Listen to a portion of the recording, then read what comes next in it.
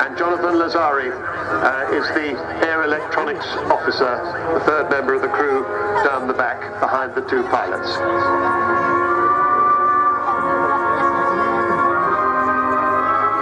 Here she is then, in her last ever flying display season. When this aeroplane lands in October, you will never see another Vulcan fly again.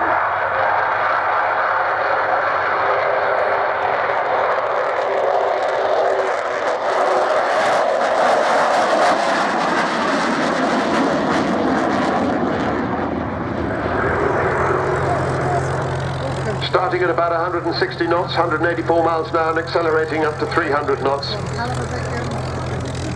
And pulling away off to our left to come straight in from the far side of the airfield.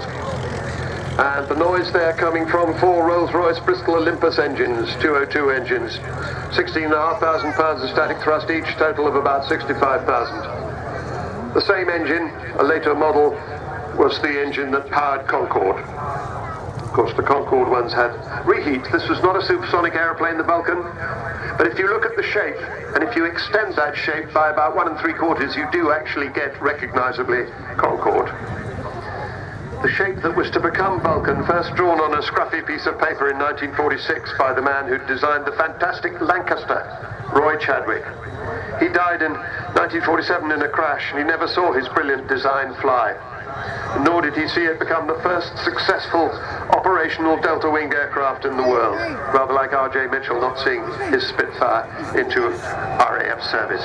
So watch now as Bill Ramsey takes the aircraft into a spiral climb.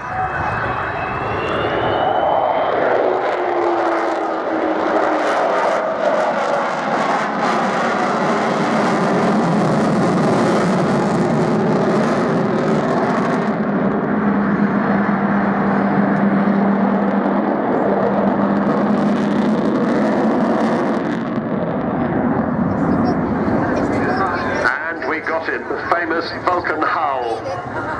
There are different explanations for how that happens. The easiest is that people say it's a bit like blowing over the top of a Coke bottle.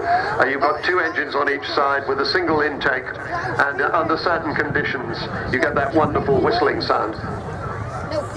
She's getting her wheels down now. She's not going to land here. The runway's not long enough, but we will see her fly by with her wheels down. So you get to see the 18 wheels of the aircraft, 16 in the main undercarriage and 2 of the nose wheel. So the RAF got its first Vulcan in 1956. It had been designed with the Valiant and the Victor to carry the British nuclear deterrent during the Cold War. Last year it was 25 years since the fall of the Berlin Wall and the collapse of the European communist regimes, which eventually ended the Cold War, and this aeroplane was a significant player in that ending of the Cold War. Undercarriage coming up as she goes by.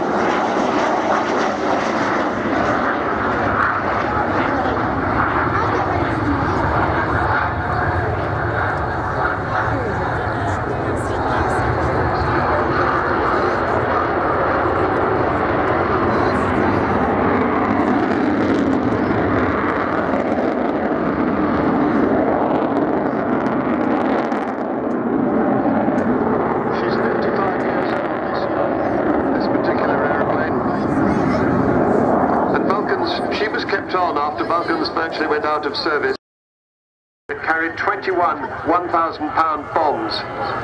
So Jonathan Lazari, the AEO, is opening the bomb bay as she goes by. And that, of course, is the heart of the bomber. And that was the bomb load that Martin Withers, sitting in the right-hand seat today, took the 7,000 miles down to the Vulcan Islands from Ascension Island. Look. It's the intercom.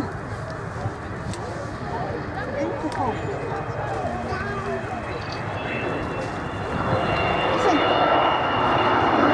Oh, the door's closed now.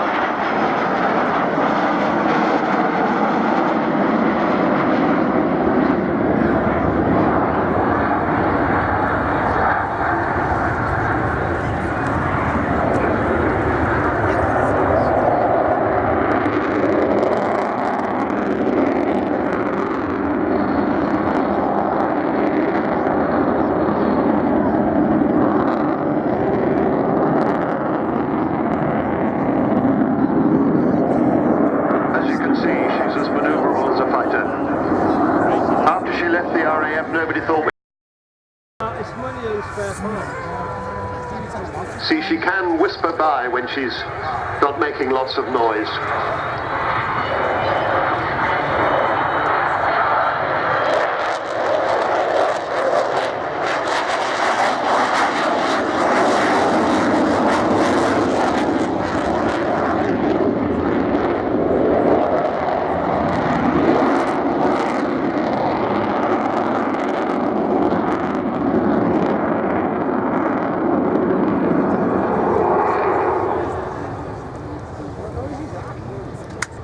Well, Bill Ramsey has done a